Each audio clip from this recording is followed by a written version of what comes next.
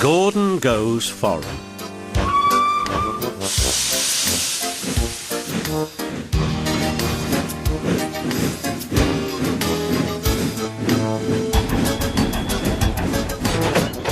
Lots of people travel to the big station at the end of the line.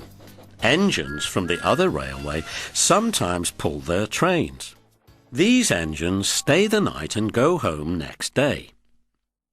Gordon was talking one day to one of these. "When I was young and green," he said, "I remember going to London. Do you know the place? The station's called King's Cross." "King's Cross?" snorted the engine. "London's Euston. Everybody knows that." "Rubbish," said Duck. "London's Paddington. I know. I work there." They argued till they went to sleep. They argued when they woke up. They were still arguing when the other engine went away. "Stupid thing," said Gordon crossly. "I've no patience." "Stupid yourself," said Duck. "London's Paddington. Paddington. Do you hear?" "Stop arguing," James broke in. "You make me tired. You both agreed about something anyway." "What's that?" "London's not Euston," laughed James. "Now shut up." Gordon rolled away, still grumbling. "I'm sure it's King's Cross. I'll go and prove it." But that was easier said than done.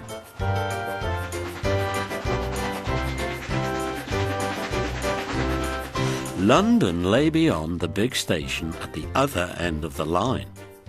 Gordon had to stop there. Another engine then took his train.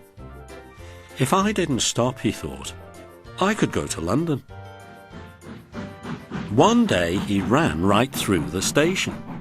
Another time he tried to stop before the fireman could uncouple the coaches. He tried all sorts of tricks, but it was no good. His driver checked him every time. "Oh dear," he thought sadly, "I'll never get there." One day he pulled the express to the station as usual. His fireman uncoupled the coaches and he ran onto his siding to wait till it was time to go home. The coaches waited and waited at the platform, but their engine didn't come. A porter ran across and spoke to Gordon's driver. "The inspector's on the platform. He wants to see you." The driver climbed down from the cab and walked over the station.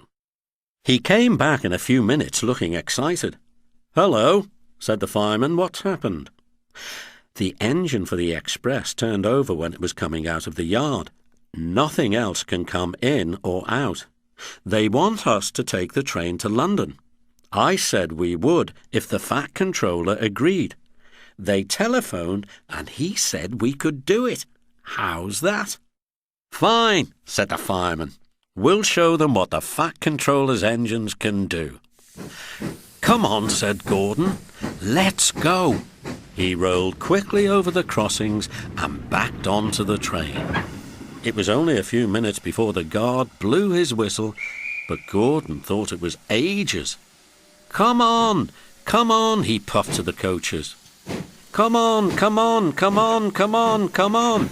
We're going to town, we're going to town," sang the coaches slowly at first, then faster and faster. Gordon found that London was a long way away. "Never mind," he said. "I like a good long run to stretch my wheels." But all the same, he was glad when London came in sight. The Fat Controller came into his office next morning. He looked at the letters on his desk. One had a London postmark. "I wonder how Gordon's getting on," he said. The station master knocked and came in. He looked excited. "Excuse me, sir, have you seen the news?" "Not yet. Why?" "Just look at this, sir." The Fat Controller took the newspaper. "Good gracious me," he said. "There's Gordon. Headlines, too. Famous engine at London Station. Please call to control crowds." The Fat Controller read on, absorbed. Gordon returned next day. The Fat Controller spoke to his driver and fireman. "I see you had a good welcome in London." "We certainly did, sir. We signed autographs till our arms ached, and Gordon had his photograph taken from so many directions at once that he didn't know which way to look." "Good," smiled the Fat Controller. "I expect he enjoyed himself, didn't you, Gordon?" "No, sir, I didn't." "Why ever not?" "London's all wrong," answered Gordon sadly. "They've changed it. It isn't King's Cross any more. It's St. Pancras."